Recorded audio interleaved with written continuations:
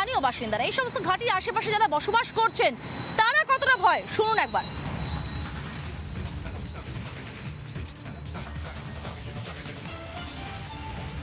কত বছরের বাসিন্দা এখানে? আমরা তো এখানকার লোক না, আমরা তো কলকাতার লোক, বুঝলেন তো। কোথায় থাকেন? আমাদের হলো নেউতলায় বাড়ি, বুঝলেন তো। আমরা আমাদের দাদা কোথায় থাকেন? আমাদের আমি নানপুর, এখানে জন্মস্থানীয় বাড়ি। হ্যাঁ হ্যাঁ হ্যাঁ। কত বছর তা?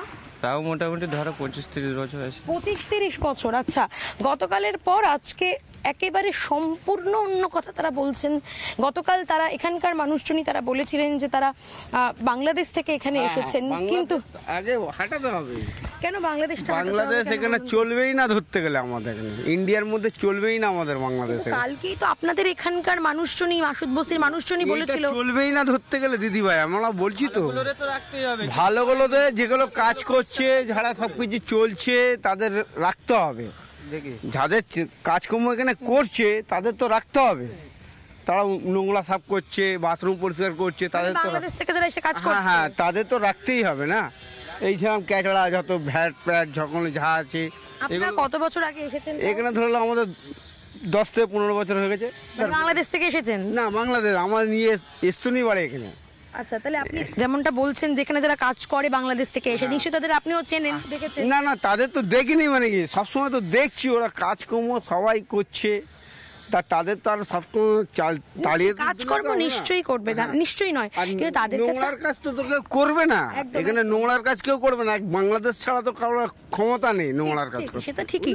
দাদা বলছি, এই যে যারা এসেছেন তাদের কাছে কি বৈধ কোনো ডকুমেন্টস রয়েছে? হ্যাঁ আছে, আছে, কেন নেই? যাদের কাছে আছে ডকুমেন্টস তাদের আমরা কেন তাড়াবো? ওরা তো ওপেন দেখাচ্ছে, এই আমাদের ভোটার কার্ড আছে, এই আধার কার্ড আছে, সব কিছু ওরা প্রমাণ দেখাচ্ছে, তাদের উপরে তো আর কিছু বলার নেই। কিন্তু অনেকে বলছেন যে ভয় পেয়ে এসআইআর এর জন্য পালিয়ে যাচ্ছে। হ্যাঁ, ওইটা তো পালিয়ে যাচ্ছে, যাদের কাছে কিছু ডকুমেন্টস নেই তারা পালিয়ে যাচ্ছে। কারো কারোর কাছে আধার কার্ড, ভোটার কার্ড রয়েছে, অর্থাৎ তারা সেগুলো ঘুরপথে জোগাড় করেছে। বাংলাদেশি ছাড়া তো উপায় নেই, এ ধরনের কাজকে করবে, অর্থাৎ ধরেই নেওয়া হয়েছে ভিন রাজ্যের থেকে এসে, ভিন দেশ থেকে এসে আমাদের রাজ্যে জাঁকিয়ে বসবে এবং এইভাবে ভাতের পাতে ভাগিদার হয়েই যাবে। কাদের মদতে এই মাইন্ডসেট তৈরি হয়? প্রশ্ন থাকলো আমাদের। এক মাসুদ বস্তি, আটঘরা বস্তি নয়, একের পর এক বস্তির পর্দা ফাঁস করবে রিপাবলিক বাংলা। নানা ধরনের কন্টেন্ট দেখার জন্য লাইক করুন, শেয়ার করুন আমাদের ফেসবুক পেজ, সাবস্ক্রাইব করুন আমাদের ইউটিউব চ্যানেল। পাশাপাশি অন্যান্য ব্রেকিং নিউজের জন্য অবশ্যই চোখ রাখুন রিপাবলিক বাংলায়।